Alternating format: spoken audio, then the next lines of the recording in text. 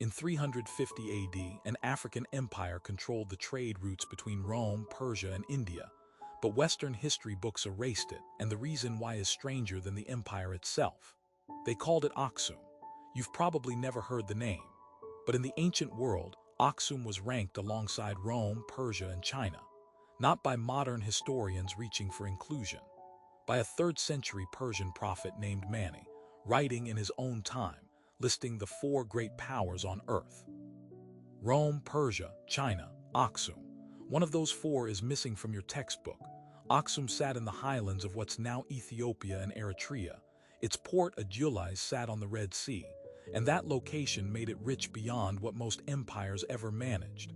Every ship moving ivory, gold, and spices between Rome and India had to pass through Aksumite waters. Aksum taxed it, traded it, controlled it. The empire minted its own gold coinage, one of only a handful of civilizations on Earth doing that at the time. Rome did it, Persia did it, Aksum did it too. Here's where it gets strange. Aksumite coins have been found in southern India, in Yemen, scattered across the Mediterranean. That's not local currency. That's the signature of a global trading power moving goods and money across 3 continents, centuries before Europe's so-called Age of Discovery. Aksumite kings styled themselves King of Kings, the same title Persian emperors used, the same weight, the same arrogance of scale. In 330 AD, King Ezana converted the empire to Christianity, not decades after Rome, only a few years after. Aksum wasn't catching up to the ancient world's power centers. It was standing among them, elbow to elbow, cutting the same trade deals, minting the same status. And it gets stranger still. Aksum didn't just trade, it invaded. In the 6th century, Aksumite forces crossed the Red Sea and conquered parts of Yemen, installing their own rulers over Arabian territory. An African empire, projecting military power onto the Arabian Peninsula. The obelisk still standing in the city of Aksum today, carved granite towers over 100 feet tall, quarried and raised without any written engineering record surviving, are taller than anything Rome built as funerary architecture.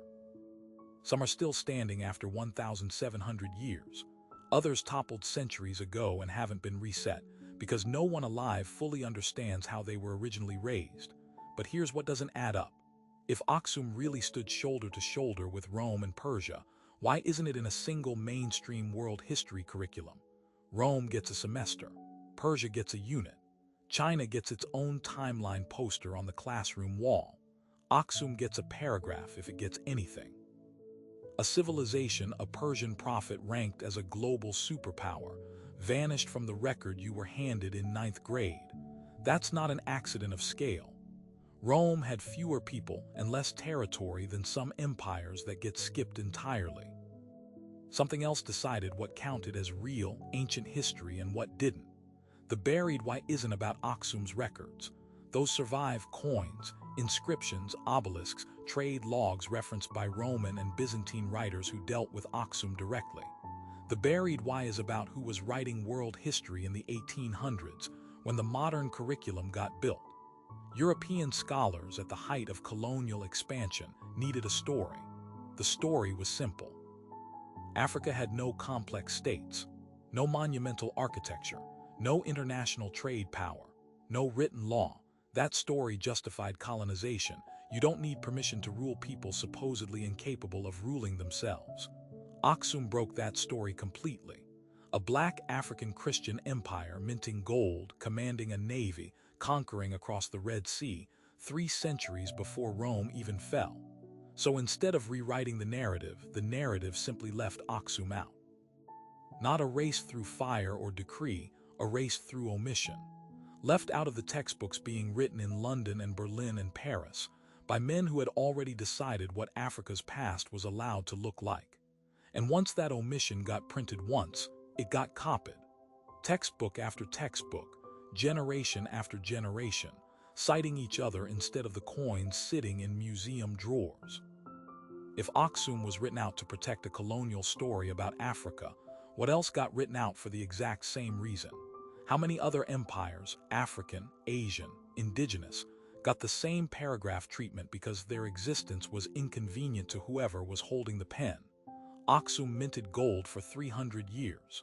Its coins have been sitting in collections since before your grandparents were born. Nobody hid them. They just never made it into the story you were told was complete. So what else didn't?